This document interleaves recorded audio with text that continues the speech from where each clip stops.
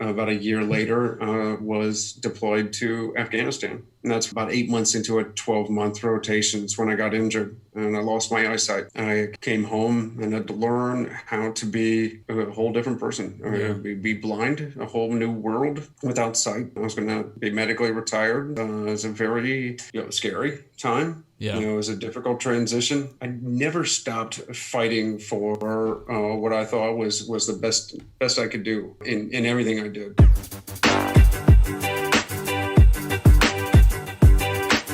You're listening to the Kristof Lewis Podcast, a podcast where I have conversations with inspirational people. My name is Chris, but my family calls me Kristof. My goal is to have as many conversations as possible with people who have forged their own path by pursuing their dreams, making them a reality, all the while emitting positivity and sharing this knowledge with others. I seek these people out and share this information with you, proving to the world that you can do what makes you happy and do what you want for a living while being a good human being. We'll talk about careers, but we'll also cover any story that inspires. Let's do this while helping each other. Thanks for listening. I'm happy you're here.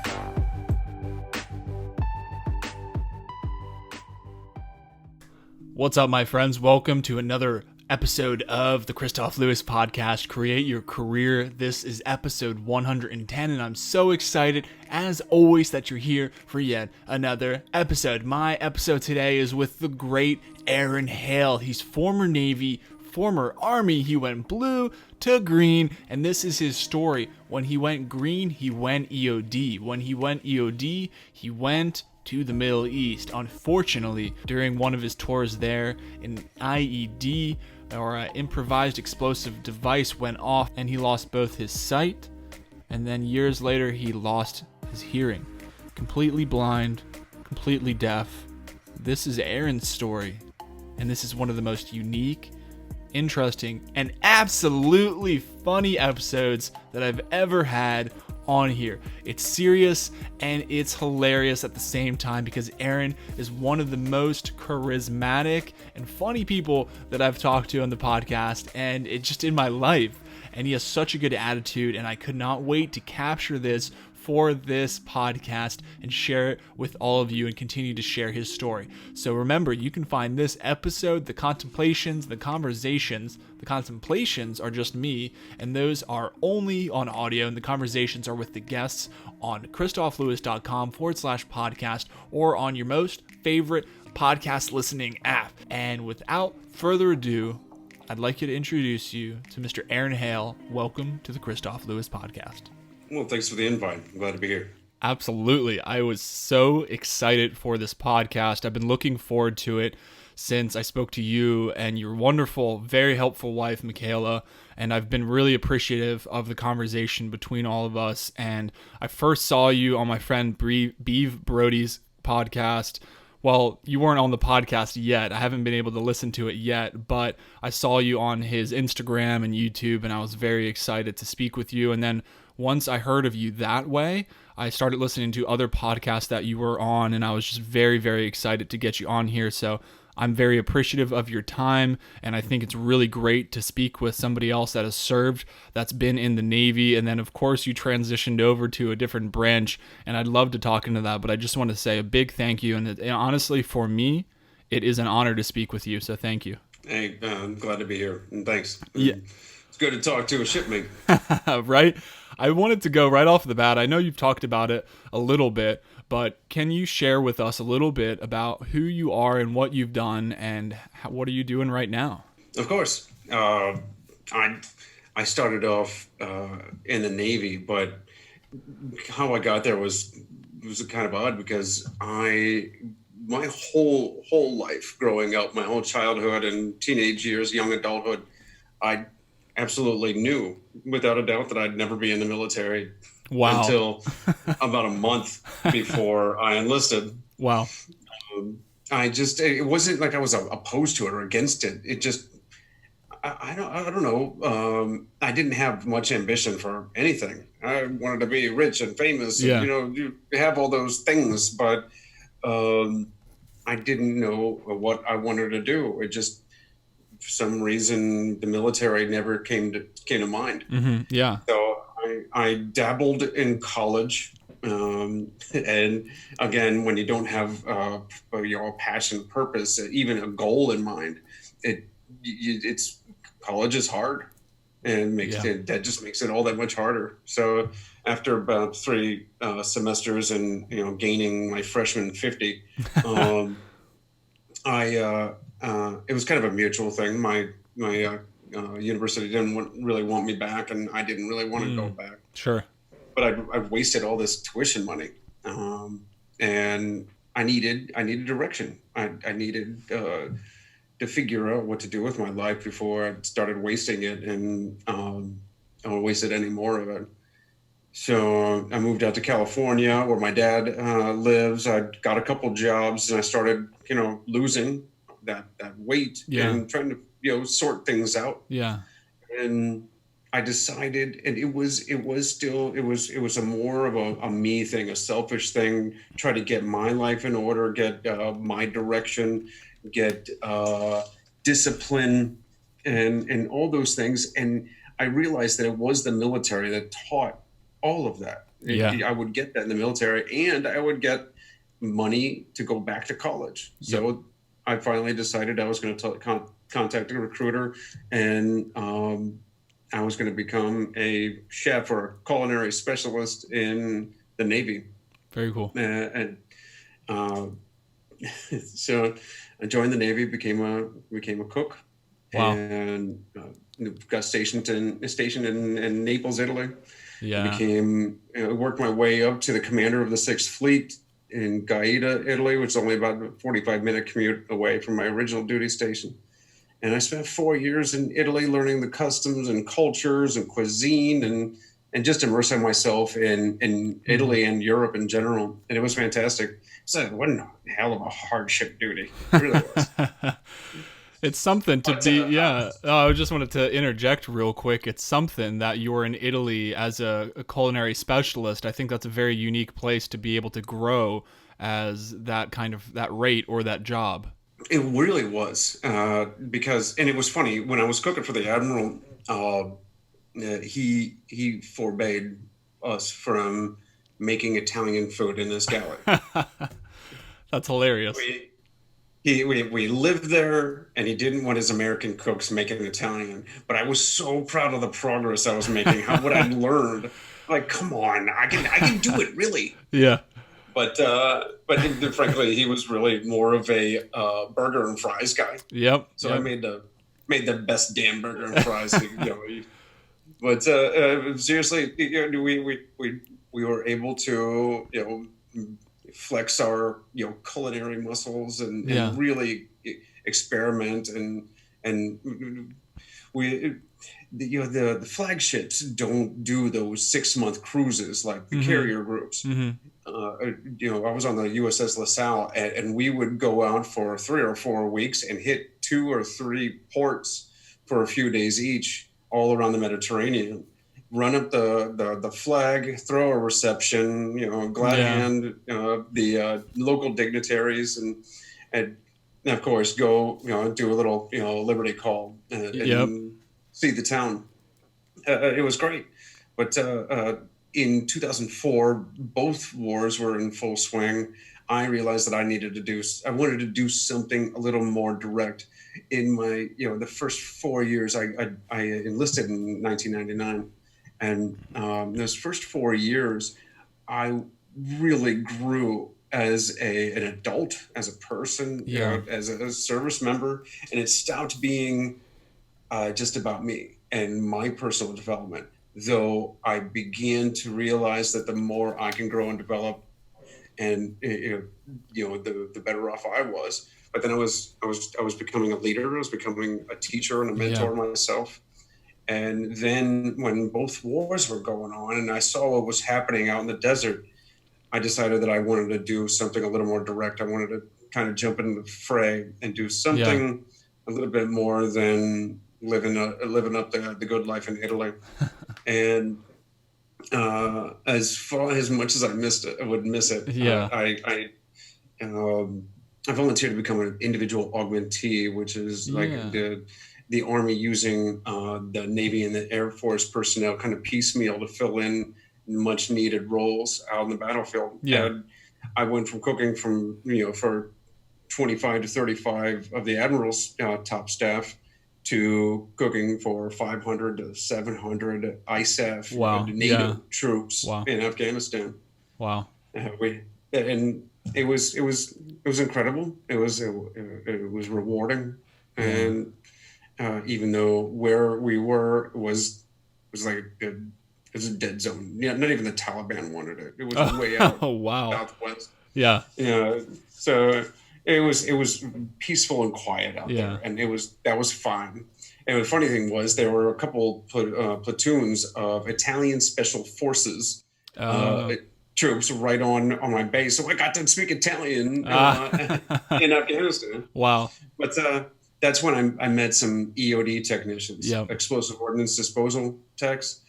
There's the military's bomb squad, and I'd really not known about this before, but I started talking to these guys. I learned about how tough the job was, technical the job was, tight knit the community is, and it was everything that I wanted to do, and it as far as serve.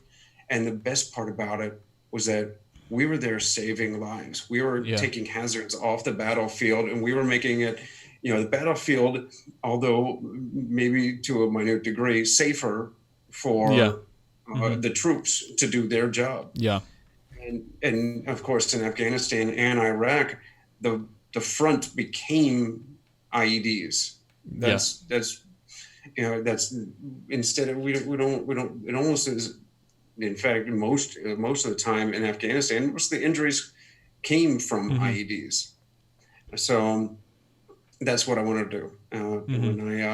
When my contract was up at the end of my my first deployment, and the Navy didn't want to let me go from cooking. It was just my rank and rate were undermanned. The next rank was overmanned, so I wasn't really going anywhere. Plus, EOD was at that time. I was 2007. At that time, it wasn't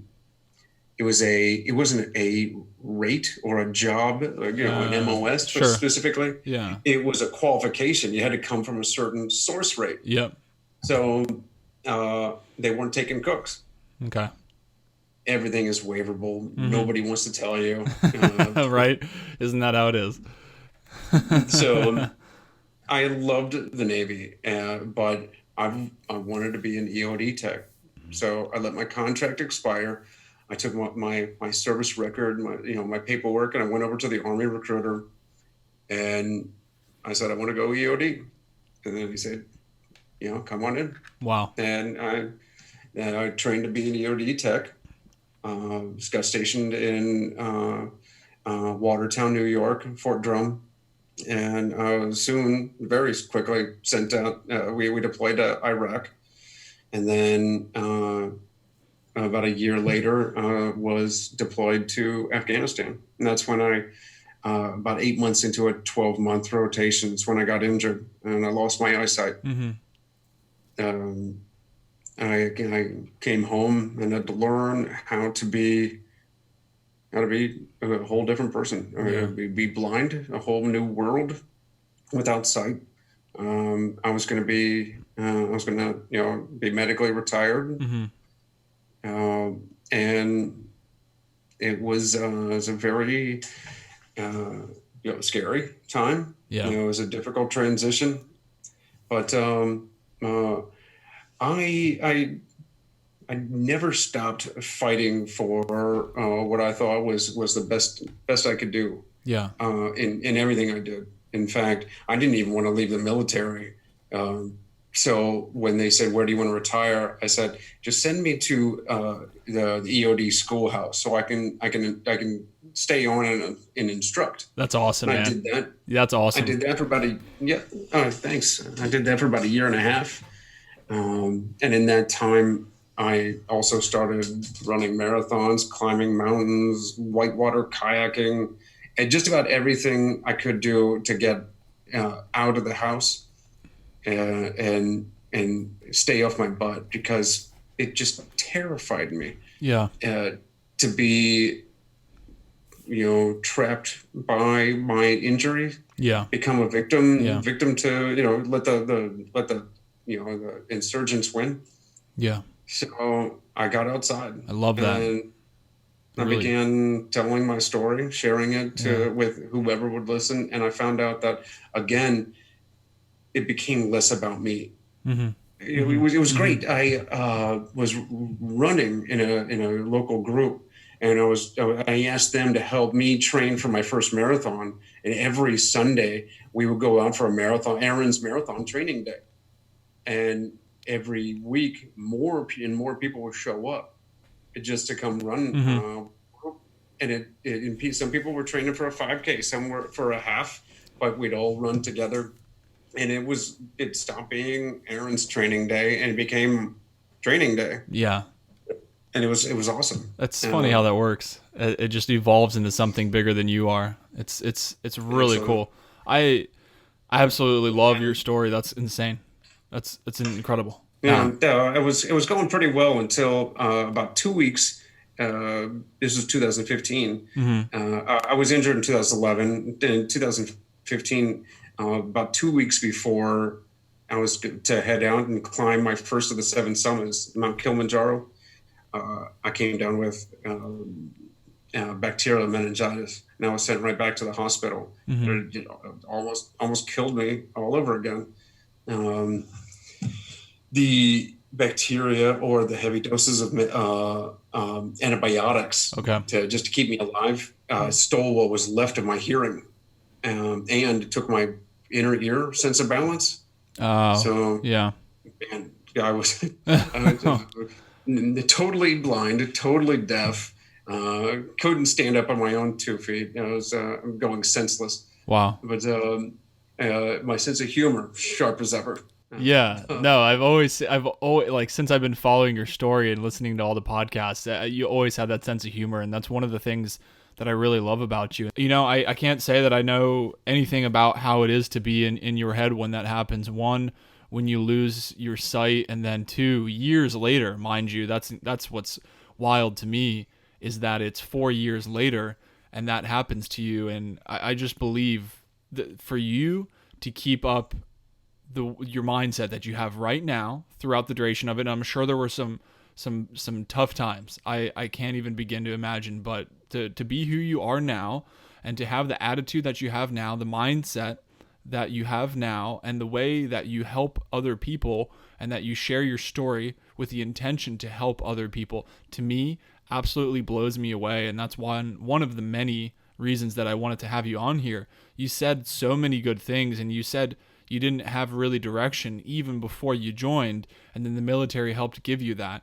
And I can totally understand that as well. I had no idea what I wanted to do with my life before the military. I also didn't think that I was going to join the military either until I somehow wound up in the military with the help of my father. And once I was in, I was able to start doing some of those things that you did as well. And it really helped give me that ambition and really learn more about myself. And I love that you did that. I love how you changed branches to do what you wanted, and you didn't take no for an answer. You looked in another place for the answer that you wanted, and that is very unique. And some people would give up. You never gave up, and you still haven't given up, and you will never give up. Well, it's true. I'll never give up. There were plenty of times where I came close and definitely wanted to. Yeah. I mean, it was over 6 months where I was in complete darkness, Yeah. complete silence. I was in a wheelchair.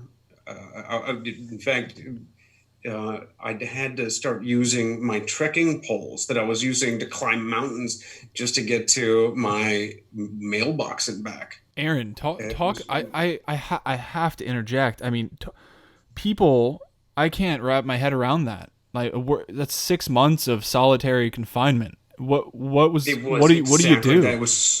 It was so isolating, so lonely. Yeah. And thank goodness for my family, and especially my wife. Yeah. She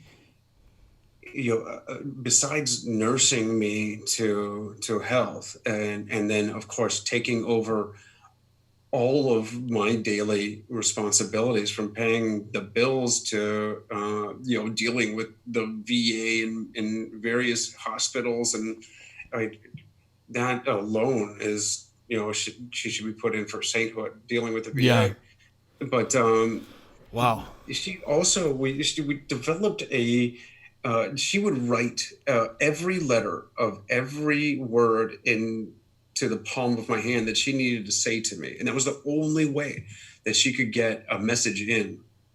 It was tedious and Yeah. frustrating, but that was the only way I could get a transmission. Yeah. She is a saint. I mean, that's a lot on It's her funny. part as well. Yeah. She was couldn't even call her my girlfriend at the time. She she and I, our mothers grew up together as childhood friends, Oh, okay. and then they went their own ways. Uh, Michaela, my wife, grew up in Denver, and then eventually moved out to Sacramento, and I grew up in Akron, Ohio.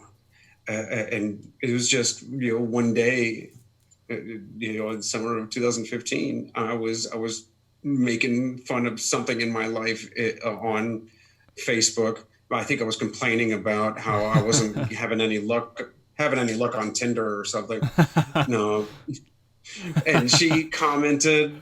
Some comments on Facebook turned into some messenger things, and then it turned into long phone calls. Eventually, I convinced her to come visit me in Florida, where because I was, Yeah. I grew roots here because this is where the EOD school was, Okay.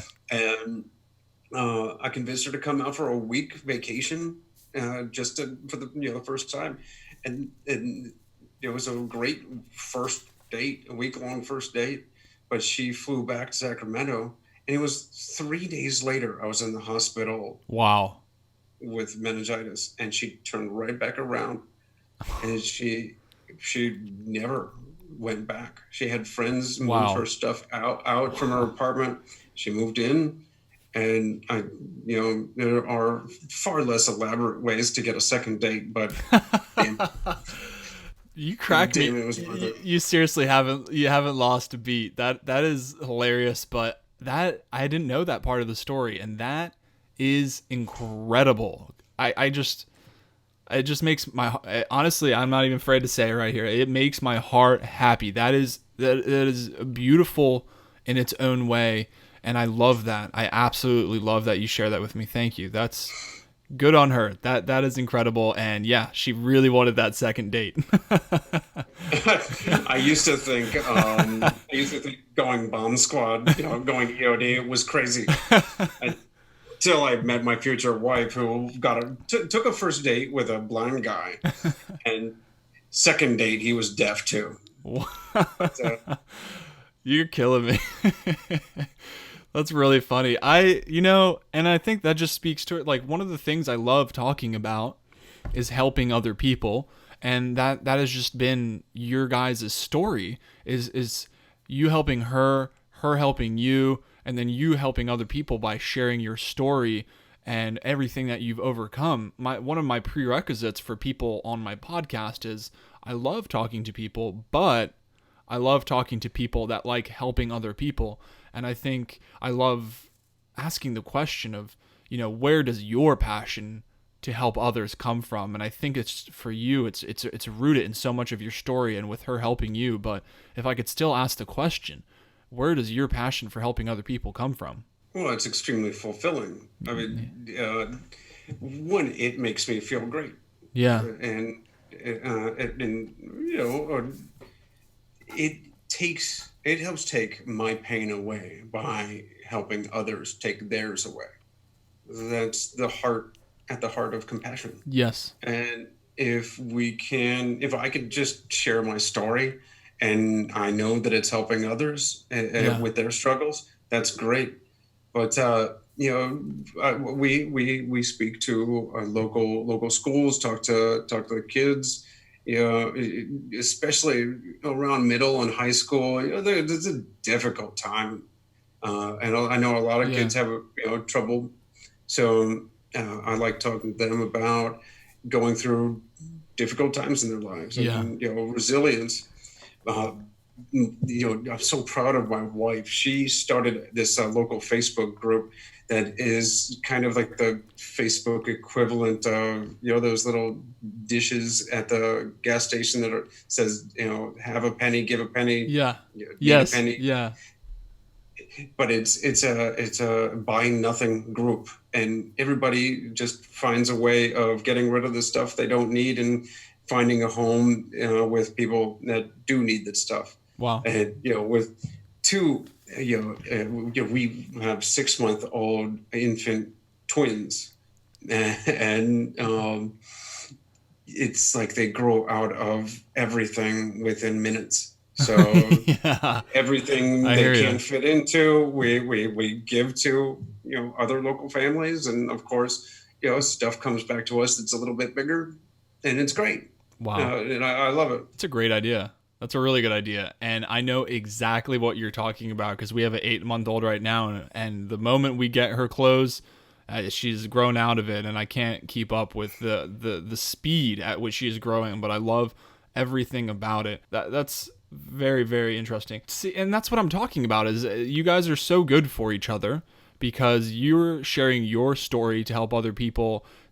And then you guys, of course, we haven't even gotten into EOD Confections and everything that you're doing there, and I absolutely love your company, but also that she is doing it in the manner that you just described there as well. So you guys are a very strong team. From me looking in from the outside, you guys are perfect for each other. You help each other, and you both give so much, and I absolutely love it. And I said there's a couple reasons why I wanted you on the podcast, but one of the reasons is because you give, and help, and you share your story with the intention of helping other people. And I know that when you do that, when you share your story and you encourage other people to help other people, that's what happens. And people also have the courage to speak up themselves and share their own stories. And it's just this domino effect that helps more and more and more people. So I'm very appreciative of you doing that, and it inspires me as well, and especially her starting up groups like that. I hope it encourages other people to do that as well, to go out there and just create things. That's why this podcast is the Kristof Lewis podcast, Create Your Career, because I am such a huge advocate of going out there and creating things for yourself and for other people. If it doesn't exist, create it. You're absolutely right. You don't, I love to say, you don't wait for an opportunity to knock. You go and kick the door off the hinges. It sounds like an EOD guy talking, or maybe you blow the door off the hinges. Yeah, you breach it. You breached the door. Breaching life. I want to go back for 1 second, and I really want to ask you. I want to talk about those moments, those 6 months when you were confined to a wheelchair and confined to your own head. As much as you can you help us understand, like, what helped you get through the day? What helped you get through that time? Because of course now you can hear me because you have this amazing device that you explained to me before we started recording.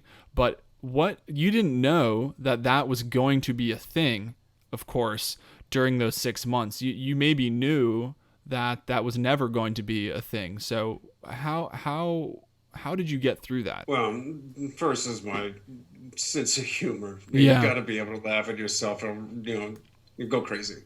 When the doctor told me that I would be deaf as well as blind, I asked him, "Wait, so you're saying I'm never going to have to pretend to pay attention ever again?" But no, it really was a terrible time in my life. Yeah. It was, I was not a pleasant person. Yeah. Those demons tried to get in, the what ifs, the why me's. Yeah. It was the circling over and over, just playing and repeating in my head was, when have I, had my fair share? I mean, Yeah. obviously somebody uh, out there thought I needed to pay some more dues. Uh, Um, and so, of course, besides the incredible support of my family, yeah. my girlfriend at the time, my wife now, um, well, I did what anybody in my situation would do. Started a chocolate company. Yeah. Uh, That was the no, obvious choice. I I poured myself back into my passion of Yeah. cooking. I found that I could still cook despite the disabilities, and it was actually about this time of the year. Thanksgiving was coming, and we invited a huge group. We invited friends, family, some neighbors, even a few EOD students. You know how at like one of the schools, like a school, and Yeah. maybe Yeah. they don't have enough leave days saved up. Yeah. They wanted to save some money on travel, so some students, some service members get stranded at the schoolhouse when the rest of the base is shut down. So we invited some students over Wow. for a huge Thanksgiving feast, and I started cooking weeks in advance. Wow. We were going to have huge turkeys, one in the smoker, one in the oven, ham, a couple different types of stuffing, and I made every type of vegetable I could think of into something unhealthy. And of course the desserts. I was making cakes and pies and cookies, and I started making fudge. And I would, after one batch after another, I would start throwing, different, nuts and spices. I'd take, a bottle out of the medicine cabinet, out of my bar, and I'd dump that in there. Um, and Michaela noticed something. She said she saw something on me that she hadn't seen in 6 months, and that was a smile on my face. I was doing something I enjoyed, and it was taking my mind off of Yeah. what I'd lost, my Yeah. pain, and uh, and I kept doing it. I kept cooking. The only problem though was that the fudge was piling up. Um, and That's not a bad problem. yeah, well, Michaela noticed that there was far more fudge than any one family could finish in one sitting. So she was sneaking it out the front door. Like I say, sneaking, like you got to be real stealthy around a blind deaf guy.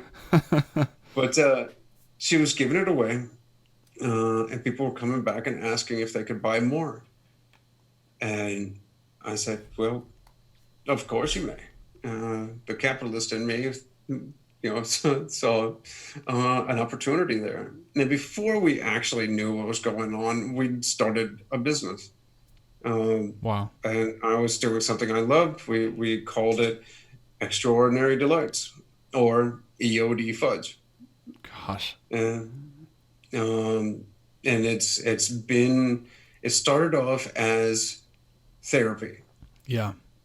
Yeah, and it started off as something I could do for my family, to give them a happy holiday, because I love the holidays. This is my favorite time of year. Yeah. It's just cooking up And now. You're gonna get busy soon. yeah, and now I get to just share this stuff with everybody. Wow. I thank you for diving deeper into that. I kind of touched on that time in your life earlier in this episode, and I'm very glad that you dived deeper into that for us, and especially that you showed us that I mean, to me it's really incredible to see what was created out of something else. So no pun intended, a dark time in your life, if I may interject some of my own humor.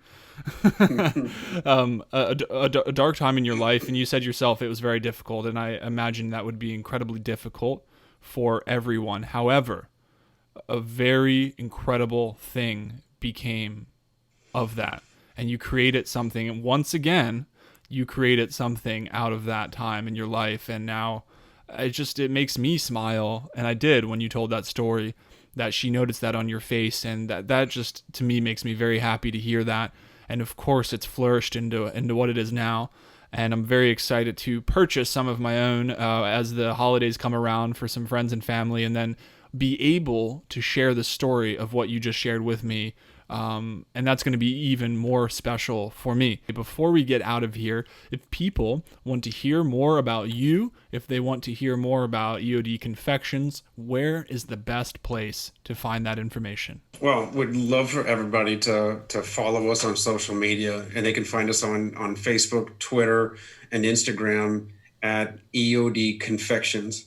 And you can read more about the story. You can inquire about public speaking events, and you can, of course, buy more of our treats at EODfudge.com. Very cool, Aaron. Like I said, thank you so much for coming on here. I love social media. I love that I saw you on somebody else's page and that I could just reach out to you and get to learn more about you, get to meet you. And I just love the world that we live in. We're able to do that and just share these stories in such a way. And it's so cool to see you utilize that and share your own story and help other people. And it truly does inspire me. I always say, we talked about selfishness a little bit in this podcast, and I always say that a lot of these questions are because I selfishly want to know the answers, and I really want to know, and I really want to be able to inspire myself and be able to capture that and then share it with other people as well. So thank you so much for sharing that. I am so appreciative of your time. Thank you so much, and have a great rest of your night, Aaron. I really appreciate it, and I really look forward to trying some of my own extraordinary delights. Well, thank you very much. Glad to be on. All right. Thank you. See ya.